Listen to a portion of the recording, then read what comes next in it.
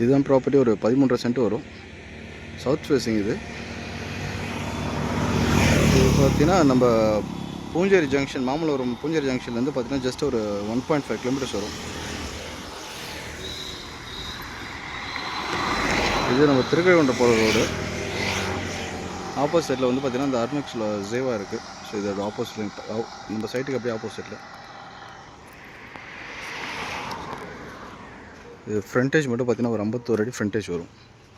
So length ஒரு 156 157 வரும். பின்னாடி மட்டும் பின்னாடி பார்த்தீங்கன்னா ஒரு ஜஸ்ட் ஒரு 30 ஃபீட்ஸாக வந்து பின்னாடி இருக்கும். சின்ன கோஸாக இருக்கும். 51 அடி ஃப்ரண்டேஜ். பேக் சைடில் வந்து 31 அடி வரும்.